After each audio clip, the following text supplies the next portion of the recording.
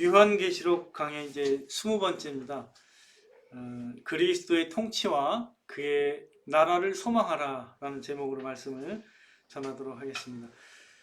우리가 지난주에 요한계시록 11장 전반부를 이제 살펴봤는데요. 3년 반 동안 거룩한 성이 세상의 박해를 받아서 짓밟히는 기간을 이제 우리가 살펴봤고, 그 이후에 이제 두 증인이 같은 기간이죠. 1260일 동안 이 땅에 재앙을 일으키면서 예언하며 증언하다가 무적행으로부터 올라오는 짐승에게 죽임을 이제 당하게 됩니다. 하지만 하나님의 능력으로 이들이 살아나서 하늘로 올라가게 되고, 큰 지진으로 큰 성의 10분의 1이 무너지고 7,000명이 죽게 되는 광경을 이제 세상이 보게 되는 것이죠. 이제 이때 이 광경을 보고서 이제 하나님께 영광을 돌리는 사람들이 이제 생겨나게 됩니다. 이제 그러면서 14절로 마치는데, 지난주 그 말씀이 14절로 마치는데, 그 14절이 뭐냐면, 그 마지막 절에서 이제 둘째 화는 지나갔으나 보라, 셋째 화가 속히 이르는 도다. 이렇게 이제 셋째 화가 이제 곧 오게 될 것이라고 이렇게 말씀하면서 이제 오늘 본문 말씀이 이어지는 거예요. 성경에서는 셋째 하면 이제 강조가 되는 거, 마지막에 이제 여기서 셋째 하면은 굉장히 강조가 되는 건데, 그러면서 이제 우리가 지금 계속 살펴본 게 일곱 천사들이 계속 나팔을 불면서 이제 하나님의 심판이 이제 진행이 되는데, 우리가 6째까지 다 살펴봤어요. 이제 마지막 남은 게 뭐죠? 오늘 본문 말씀 읽은 것처럼 7째 나팔이 이제 불려지게 되는 거죠. 그럼 이걸 7째 나팔이 불려지면 어떻게 된다고 했죠? 제가 말씀 어떻게 드렸죠? 이제 최종적 대접 심판들이 남아 있어요. 7개의 대접 심판이. 7번째의 나팔은 7개의 대접 심판을 끌어오게 되어 있습니다. 그러니까 그게 마지막 화를 의미하는 거예요. 그게 셋째 화. 네. 그래서 원래 이제 7째 나팔에 불렸으니까 사도 요한은 이제 그 어떤 하나님이 내리실 그걸 이제 볼 줄 알았는데, 그게 아니라 이제 막간처럼 이제 사도 요한이 여러 환상과 장면들을 이제 보게 됩니다. 오늘 본 말씀은 이제 7째 나팔이 불린 후에 사도 요한이 본 어떤 장면들 가운데 이제 몇 가지를 이제 보게 되는 건데, 7째 인과 마찬가지로 7째 나팔에서도 이제 하늘에서의 경배와 예배의 광경을 이제 보게 됩니다. 제가 지난번에도 말씀드렸지만 7째 인을 떼기 전에, 뗀 후에 이제 그게 보였죠. 막간 하나 천상의 예배를 제가 말씀을 드렸잖아요. 여기에서도 똑같아요. 7째 나팔이 불린 후에 천상의 그 예배의 장면을 또 보게 됩니다. 자, 하늘에서 큰 음성이 나서 이런 음성이 들립니다. 세상 나라가 우리 주와 그의 그리스도의 나라가 되어 그가 세세토록 왕노릇 하시리로다. 이렇게 이제 어린 양이 이 세상의 주가 되어서 그의 나라가 되어서 그분이 세세토록 영원토록 그분이 통치하실 것이라고 이렇게 이제 하늘에서 이제 음성이 들리게 됩니다. 이 음성들은 아마도 이제 천사들의 대합창이었을 거예요.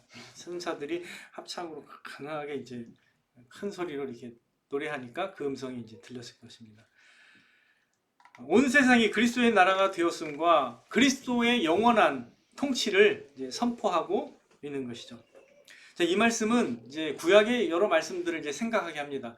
다니엘 2장 44절 한번 찾아볼게요. 다니엘 2장 44절. 다니엘 2장 44절. 같이 한번 읽어보겠습니다. 다니엘서 2장 44절이요. 시작. 이 여러 왕들의 시대에 하늘의 하나님이 한 나라를 세우시리니 이것은 영원히 망하지도 아니할 것이요 그 국권이 다른 백성에게로 돌아가지도 아니할 것이요 도리어 이 모든 나라를 쳐서 멸망시키고 영원히 설 것이라. 이렇게 말씀하고 계시고요. 스가랴 14장 9절에서도 여호와께서 천하의 왕이 되시리니 그날에는 여호와께서 홀로 한 분이실 것이요 그의 이름이 홀로 하나이실 것이라. 그래서 하나님께서 천하의 왕이 되실 것이라고 이렇게 말씀하고 계십니다. 이어서 이제 16절을 보시면은 이제 하나님 앞에서 이제 자기 보좌에 앉아 있던 24장로, 우리가 이전에도 24장로에 대해서 제가 간단히 살펴봤었죠. 24장로들이 있었고 그 다음에 네 생물이 있었다고 말씀을 드렸는데, 이 24장로들이 얼굴을 땅에 대고서 하나님께 경배하면서 또 이렇게 찬양을 하는데, 어떻게 찬양을 하냐면 감사하옵나니 옛적에 계셨고 지금도 계신 주 하나님 곧 전능하시니요 친히 큰 권능을 잡으시고 왕노릇 하시도다. 앞서 들었던 그 음성처럼 하나님이 통치하신다. 그리고 그 어린 양이 그 그리스도가 통치하신다라는 걸 계속 이렇게 반복적으로 이렇게 선언하고 있죠. 그 다음에 이제 그 다음 구절을 보니까 이방들이 분노하며 주의 진노가 내려 죽은 자를 심판하시며, 하나님의 그 심판하는 권세를 또 언급하고, 그 다음에 종 선지자들과 성도들과 또 작은 자든지 큰 자든지 주의 이름을 경외하는 자에게 상 주시며 또 땅을 망하게 하는 자들을 멸망시킬 때로소이다 라고 이렇게 하나님을 이렇게 그분의 통치하시고 또 심판하시고 그 모든 대적자들을 정리하시는 그 권능을 이렇게 높이고 있습니다. 우리의 하나님이 또 우리의 통치자가 누구신가? 이런 질문을 한번 던져본다면 우리는 도대체 우리가 믿고 있는 하나님이 어떤 분이라고 이렇게 설명할 수 있을까요? 우리 하나님이 어떤 분이죠? 영원토록 지존하시고 자존하시며 또 전능하시고 완전하시는 하나님이시거든요. 그분이 우리의 아버지 되시고 그분이 우리의 통치자가 되신다는 것이죠. 그것이 저에게는 큰 감사한 일입니다. 그래서 감사하옵나니 이렇게 얘기했는데, 우리는 이 사실에 깊은 안도감과 깊은 감사가 있어야 될 줄로 믿습니다.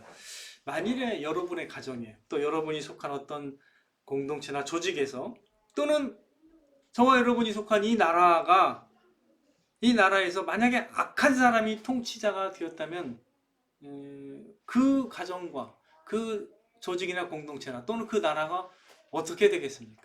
악한 사람이 통치자가 되었다면 아마 여러분의 마음에는 불안과 염려와 근심이 끊이지 않을 것 같아요. 가까운 나라를 한번 생각해 보세요. 북한 나라를 한번 생각해 보세요. 자신의 통치에 방해가 된다고 이복형을 주겠습니다. 그 사람 이름이 이제 김정남이었죠, 그죠? 김정남이었고, 고모부 장성택을 처형시켰죠. 또 이 신체가 다 없어지게 그냥 총알로 그냥 무차별 공격을 해가지고 다 시체를 찾을 수가 없을 정도로 그렇게 본보기로 사람들 앞에서 그렇게 죽였습니다. 백성들이 굶어 죽고 있는데 툭하면 한 번 발사하는데 1000억이 드는 미사일을 빵빵 쏘아대죠, 그죠? 그러니까 이거 뭐 같은 민족이지만 우리가 그런 위협을 늘 받고 있는 거죠, 그죠? 늘 막 협박과 그다음에 그런 자금을 그들은 이제 마약이나 해킹이나 이런 걸로 계속 그렇게 얻고 있긴 한데, 이제 그런 통치자예요. 알고 보면 이제 그런 통치자 밑에서 살아가고 있습니다. 1000억 원이면 어떤 금액이냐면 북한의 그 1년 쌀 수입액과 맞먹는 금액이라고 그래요. 1000억 원이 수입하는 그 쌀 그 금액과 맞먹는 금액인데, 그냥 그 미사일을 한번 쏘는데 그 큰 돈을 이제 사용한다고 하는 거죠. 어릴 때부터 이제 세뇌 교육을 이제 시켜가지고 백성들로 하여금 온갖 헌신과 충성을 다 요구하면서 백성들을 이제 부려먹고 또 괴롭게 하는 통치자가 저와 여러분의 통치자라면 얼마나 불안하고 두려움에 떨고 또 힘들겠습니까? 여러분도 이제 아실 거예요. 아무리 성숙한 사람이 다스린다고 해도 어떤 조직이든지 어떤 나라든지 이 세상에서 불합리함과 악과 불의가 끊어지진 않아요. 왜 그래요? 본인이 조금 더 다른 사람보다 낫고 성숙하다고 해도 그 사람이 통치자가 된다 하더라도 자신의 악을 제어할 수도 없을 뿐만 아니라 다른 사람의 악도 제거할 수가 없습니다. 아무리 그 훌륭한 현명한 사람이라도 인간에게 있는 그 악과 불의를 제거하거나 통치할 수가 없어요. 그걸 완전하게 제거할 수 없다는 거죠. 그러므로 오늘날 어떤 가정이나 어떤 조직도 나라도 완전한 건 아니에요. 보다 좀 낫다, 보다 좀 평온하다라고 말할 수는 있어요. 어떤 나라가 좀 더 성숙한 지도자가 잡으면 그 영향을 받습니다. 그래서 좀 더 좋아요. 굉장히 평온하고 좀 그런 게 있죠. 하지만 그렇다고 그게 우리의 그 깊은 갈망과 모든 욕망을 깊은 갈망과 모든 걸 채울 수 있는 그런 나라냐? 그렇지는 않죠. 그래서 우리 그리스도인들은 이런 것을 분명하게 알아야 됩니다. 우리 하나님만이 온 세상을 참되게 심판하시고 그의 나라를 완성하실 수 있는 분이시고 온전하게 통치하실 수 있는 분이시라는 것을 우리가 잘 알고 있어야 됩니다. 세상도 그런 시대나 그런 나라가 오기를 이제 고대하는 거예요. 세상 많은 사람들이 다 그런 시대가 되었으면 뭐 이렇게 생각하는 거죠. 그죠? 그래서 통치자들을 뽑을 때 굉장히 신중하게 뽑잖아요. 서로 막 얘기하고 그러잖아요. 그렇게 관심이 갈 수밖에 없는 거죠. 그런 나라를 소망하기 때문이죠. 그거는 바람직한 갈망이에요. 그거는 인간이 살아가는 그런 동안 누구나 다 그런 갈망을 하게 되죠. 그렇잖아요? 본인의 안위와 행복과 직결되어 있다고 생각하는 거죠. 그거 뭐 사람이면 그 정도는 다 내다볼 수 있잖아요. 그죠? 여러분이 만약에 북한에 살고 있다면 어떨까요? 지식이 차단되고 폐쇄된 가운데 만약에 세대냈다면 그것도 모르고 살아갈 수도 있겠죠. 그게 뭔지도 모르고 자유라는 게 뭔지도 모르고 살아갈 수도 있겠지만 그러나 세상을 알고 진짜 지식이 있고 귀가 열리고 눈이 열려 있다면 그게 정말 불합리한 나라라는 걸 알 수가 있다는 거죠. 그래서 진짜 그건 엄청난 고통이잖아요. 그런 나라에 있다는. 그래서 우리가 어떤 나라에 속해 있고 어떤 나라의 백성이 되느냐 이거 되게 중요한 문제입니다. 굉장히 중요한 문제입니다. 우리 그리스도인들은 과연 어떠한 나라를 소망하는가? 이게 성경에서 우리에게 보여주고 있는 게 그겁니다. 과연 하나님의 나라 복음이 전해졌고 우리가 과연 그 복음을 통해서 무슨 나라를 소망하고 있느냐? 이거를 이제 성경에서는 항상 주의 깊게 우리로 하여금 깨닫게 하기를 원하시는데 사도 요한은 그걸 본 거죠. 천사들이 합창하고 24장로들이 도대체 뭘 기뻐하고 찬양하는가? 하나님이 이제 그의 나라를 완성해서 하나님이 영원토록 통치하시는 완전한 하나님의 나라가 도래할 것을 내다보게 하면서 그 천상의 예배를 보게 하는 것이죠. 자, 하나님이 온 세상을 참되게 심판하시고 그의 나라를 완성하시며 온전하게 통치하실 수 있다라는 바로 이것이 우리가 하나님 나라를 소망하게 되는 참된 근거가 되는 거예요. 만약에 여러분이 이런 생각을 한번 해보세요.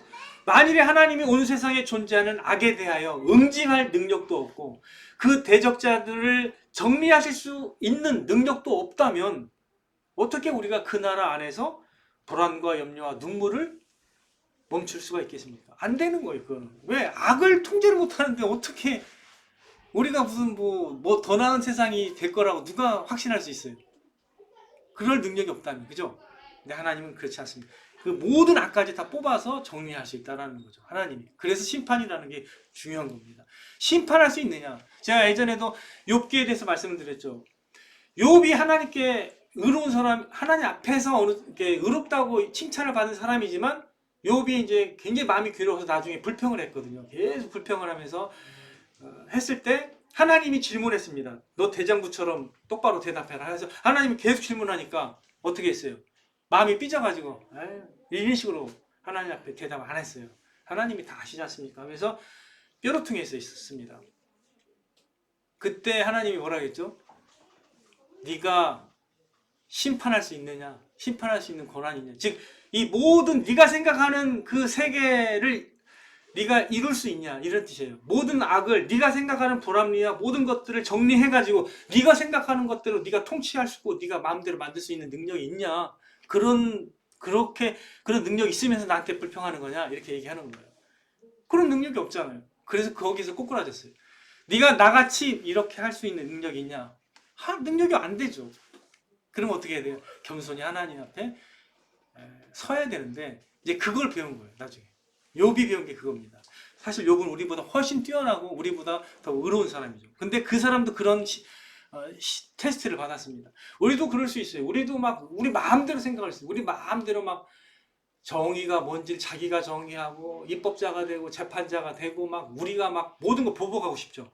그죠? 나한테 잘못하는 사람들 다 보복하고 싶고, 이게 사실은 이게 우리의 마음이죠. 예, 본인이 다 뭐 하고 싶은 거죠. 하나님을 대신하려고 하는 마음이 인간에게 다 있습니다. 막 뭐 하고 싶은 거예요. 막 자기 뜻대로. 근데 그렇게 할 수 있는 분은 유일하게 하나님뿐이라는 거죠. 우리가 이걸 알아야 됩니다. 하나님만이 온전하게 선하신 그분의 뜻을 펼치시고 정의로운 그의 나라를 완성하실 수 있는 분이 그분이라는 거죠. 그 사실 안에서 우리는 이제 위안을 받는 거죠. 저는 그게 참 너무나 큰 위안이 되는 거예요. 이 세상에서 우리가 때로는 억울함을 당할 수 있습니다. 고난을 당할 수 있습니다. 근데 그걸 다 알아주시고 그걸 갚아주실 수 있는 분이 하나님이세요. 그래서 우리가 그러니까 두려워할 게 없는 거예요. 이 땅에서 때로는 뭔가 억울함을 당하고 그런다 할지라도 하나님이 갚으신다는 거. 이 말씀 마지막에 하신 게 뭐예요? 하나님께서 상 주시고 나중에 갚으시겠다라는 말씀이 있는 거죠. 자, 이제 하나님께서 그리스도의 초림을 통해서, 그리스도께서 처음 오셨을 때, 그리고 십자가 복음 사건을 통해서, 그리고 부활 사건을 통해서 그리스도는 하나님의 나라를 이 땅에 가져오셨습니다. 하지만 나라의 완성이 된 것이 아닙니다. 그리스도의 재림을 통해서 하나님의 나라가 완성이 되는 것이죠. 그래서 이 나라는, 이 세상 나라는요, 하나님의 나라가 임했지만 완전히 임한 게 아닙니다. 그래서 긴장이 있어요. 우리는 완전히 임했으면 우리의 모든 소망이나 우리의 어떤 갈망들이 다 해소가 될 텐데 그러지 않습니다. 그래서 우리 눈앞에서 막 정의가 행해지지가 않는 거예요. 하나님이 막 내 눈앞에서 모든 걸 행했으면 좋겠는데 그게 안 되는 거죠. 지금은. 그죠? 네, 우리는 기다려야 됩니다.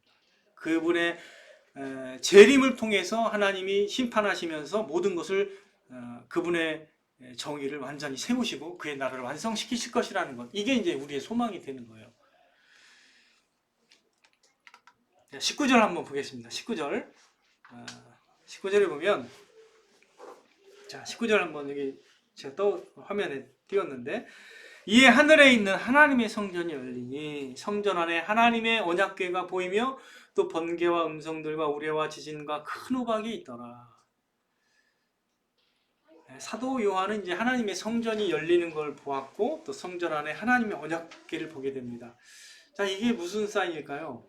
하나님이 이렇게 결국 그의 나라를 통치해서 다스리게 될 것을 미리 이제 찬양하는 모습을, 천상의 모습을 딱 보여주고 나서 그 다음에 성전 안에서 딱 열리면서 거기에 언약궤가 딱 보이는 거죠. 이건 뭘까요?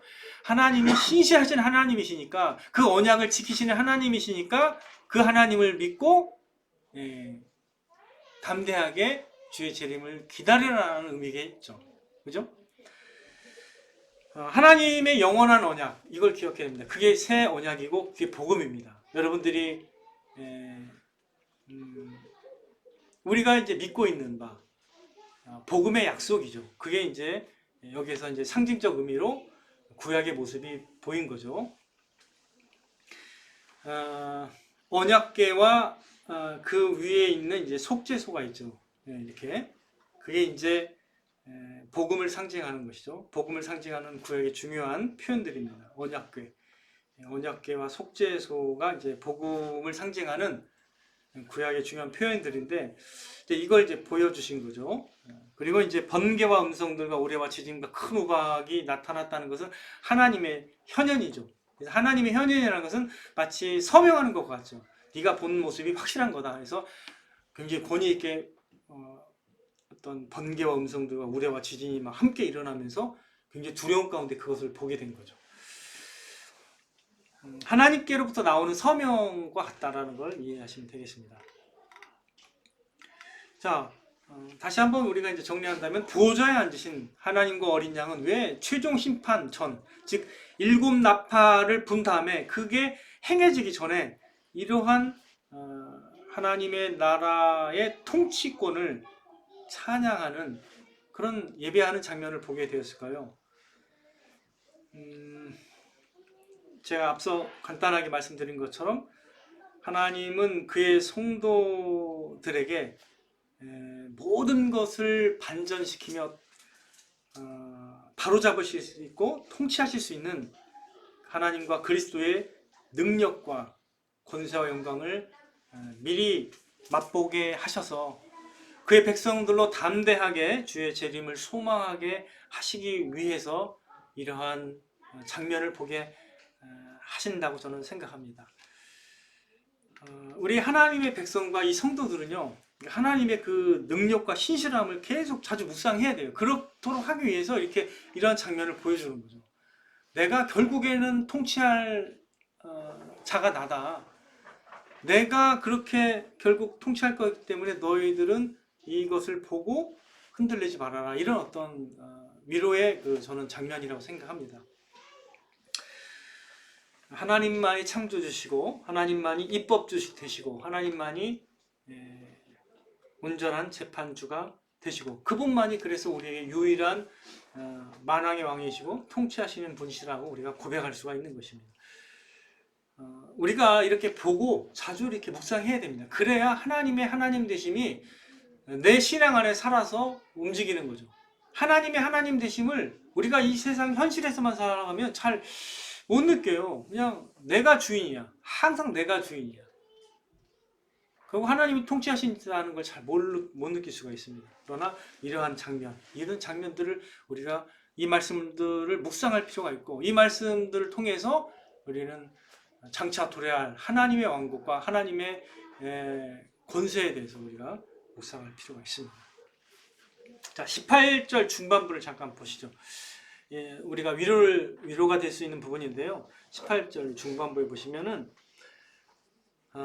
종 선지자들과 성도들과 또 작은 자든지 큰 자든지 주의 이름을 경외하는 자들에게 상 주시며 이 있습니다. 그 부분은 재판장이긴 하신데 어떤 분이시냐면 참으로 하나님을 경외하는 사람에게 상 주시는 그런 분이시라는 거예요. 하나님을 기대하게끔 하시는 거죠. 우리가 하나님의 나라를 소망하지만 왜 소망하는가? 그분이 그의 나라의 영광과 기업과 그분의 그 상급을 우리에게 주시기 원한다는 겁니다.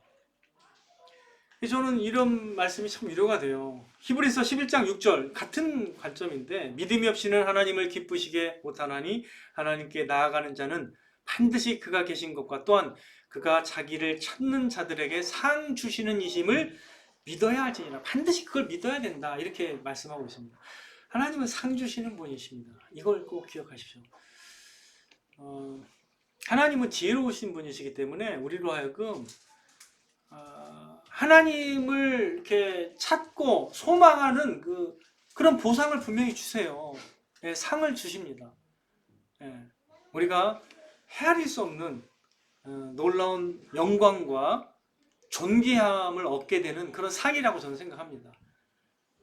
여러분들이 뭐 이 땅 위에서 굉장히 영광스러운 상을 받으신 분이 있다면 아마 그걸 알 거예요. 굉장히 나는 예를 들면 내가 우리 학교에서 이런 상을 나 처음 받았다. 나 혼자 받았다. 그럼 얼마나 영광스럽습니까? 그죠? 그런 거예요. 우리가 하나님께 상을 받게 된다는 것이죠. 자, 우리의 소망이 그래서 어디에 있는지 다시 한번 우리가 재확인하는 그런 시간이 되었으면 좋겠습니다. 다윗은요, 시편 39편 5절에서 7절 한번 찾아보죠. 다윗이 고백한 걸 한번 찾아보죠. 시편 39편 5절에서 7절인데요. 함께 찾아서 읽어보도록 하겠습니다. 시편 39편 5절에서 7절입니다. 시작. 주께서 나의 날을 한 뼘 길이만큼 되게 하심에 나의 일생이 주 앞에는 없는 것 같사오니 사람은 그가 든든히 서 있는 때에도 진실로 모두가 허사뿐이니이다. 진실로 각 사람은 그림자같이 다니고 헛된 일에 소란하며 재물을 쌓으나 누가 거둘는지 알지 못하나이다. 주여 이제 내가 무엇을 바라리요? 나의 소망은 주께 있나이다. 라고 고백합니다. 다윗의 고백이에요. 그러니까 이러한 고백이 실제로 우리의 신앙 생활 가운데 나타나야 된다는 거예요. 주여 이제 내가 무엇을 바라리요? 나의 소망은 주께 있나이다. 이게 참된 신자들의 공통된 고백이 되어야 됩니다. 자, 시편 62편 5절에서 7절 이것도 한번 찾아보죠. 시편 같은 시편이니까 쉽게 찾을 수 있으니까요. 시편 62편 5절에서 7절 62편 5절에서 7절 시작. 나의 영혼아 잠잠히 하나님만 바라라. 무릇 나의 소망이 그로부터 나오는도다. 오직 그만이 나의 반석이시오 나의 구원이시오 나의 요새이시니 내가 흔들리지 아니하리로다. 나의 구원과 영광이 하나님께 있으며 내 힘의 반석과 피난처도 하나님께 있도다. 그러니까 하나님께 사실은 우리의 진정한 소망이 있다고 고백하는 거거든요. 그래서 우리가 장래에 이러한 놀라운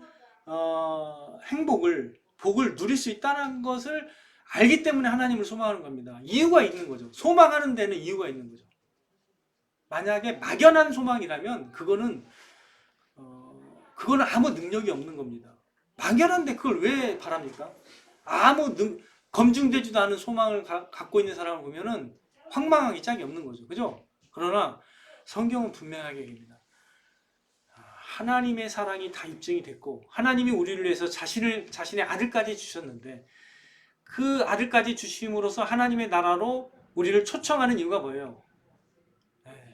우리가 얻을 행복과 복이 헤아릴 수 없이 크다라는 것이죠. 거기에 우리의 소망이 위대함이 있는 겁니다. 자, 우리의 최종 시험이 다가오고 있다는 걸 잊어서는 안 됩니다. 우리는 물론 하나님의 심판을 받지는 않아요. 그러나 우리도 최종 시험이 있다고 생각해야 돼요. 그래야 우리의 진실성이 입증이 돼야 됩니다. 우리가 하나님을 참으로 믿고 내가 하나님을 경외하고 따랐다 라는 인정을 받지 못한다면 우리의 신앙이 만약에 헛것으로 드러났다면 그것만큼 얼마나 비참한 게 있겠습니까? 그래서 우리는 궁극적인 궁극적으로 우리가 직면하게 될 하나님의 그 나라를 굉장히 주의 깊게 우리가 바라보면서 나아가야 되는 것이죠. 우리는 흔들리지 않은 굳건한 소망을 가지고 있어야 됩니다. 그 소망의 기초는 영광의 하나님이시고 우리의 아버지가 되셔서 온전히 통치하시는 그의 나라가 되는 것입니다. 우리 그리스도인들은 주님의 통치와 그분의 나라를 참으로 소망해야 하는 것이죠. 왜 그래요? 주님의 통치와 주의 나라만이 우리에게 완전한 기쁨과 행복을 주실 수 있기 때문입니다. 그 나라를 소망하십시오. 그 나라가 있습니다. 그게 하나님의 나라가 있는 것이죠. 그러므로 우리는 이러한 소망을 이 세상에서 뚜렷하게 드러내야 합니다. 우리가 그의 통치를 소망하며 기대하고 그의 나라를 참으로 사모하고 있음을 우리는 말과 입술과 행동으로 나타내야 하는 것이죠. 만약에 우리의 주위 사람들이 우리가 참으로 무엇을 소망하는지를 알지 못하게 된다면 우리가 뭔가 잘못 살고 있는 것이죠. 고백을 해야 되는데 고백하고 그들에게 전파해야 되는데 다윗과 같이 이렇게 고백해야 됩니다. 시편 26편 8절 여호와여 내가 주께서 계신 집과 주의 영광이 머무는 곳을 사랑하오니 이렇게 이제 고백합니다. 하나님의 나라를 이제 소망하고 사랑한다 이런 표현이죠. 찬송가 오늘 부른 찬송가 208장도 이렇게 얘기합니다. 내 주의 나라와 주 계신 성전과 피 흘려 사신 교회를 늘 사랑합니다. 주의 나라를 내가 사랑한다라고 고백하는 우리의 신앙이 되어야 됩니다. 시편 145편 11절에서 13절도 다윗의 고백이거든요. 이렇게 얘기합니다. 그들이 주의 나라의 영광을 말하며 주의 업적을 일러서 주의 업적과 주의 나라의 위엄 있는 영광을 인생들에게 알게 하리이다. 주의 나라는 영원한 나라이니 주의 통치는 대대에 이르리이다. 그 나라를 계속 소망했습니다. 다니엘 7장 18절에도 동일하게 이렇게 얘기합니다. 지극히 높으신 이의 성도들이 나라를 얻으리니 그 누림이 영원하고 영원하고 영원하리라. 영원하다는 표현이 3번 나와요. 다니엘서에 그 하나님의 나라를 소개할 때.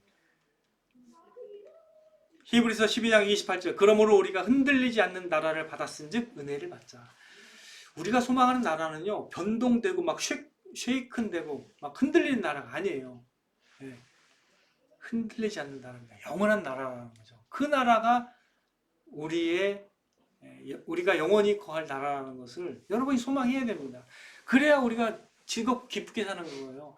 소망이 큰 사람이 세상을 이기는 겁니다. 소망이 없는 사람은 그래서 자살하는 거예요. 소망이 없기 때문에. 근데 여러분이 참된 신앙인이라면 이 땅에서 여러분이 품을 수 있는 소망과는 차원이 다른 가장 든든한 소망을 품게 될 것입니다.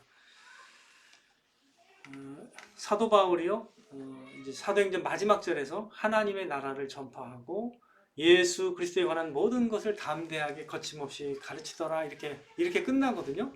근데 우리의 그 관심이 하나님 나라에 있어야 돼요. 하나님 나라를 이렇게 전파하고 그 나라를 자랑하고 그 나라를 소망하며 살아야 된다는 것입니다. 자, 성도는 그리스도의 완전한 통치를 기대하며 주의 나라를 소망해야 한다라는 것, 이 부르심을 또 이 방향성을 꼭 기억하시기 바랍니다. 참된 성도는요, 하나님의 나라를 참으로 소망하게 되어 있습니다. 왜 그렇습니까? 그의 나라만이 실제로 우리의 영원한 만족과 기쁨을 채워줄 수 있기 때문이죠. 저와 여러분이 그리스도의 통치와 그의 나라를 소망함으로써 이러한 충만한 기쁨과 또 소망 가운데 살아가시는 그 은혜가 넘치게 되기를 주님의 이름으로 축원드립니다.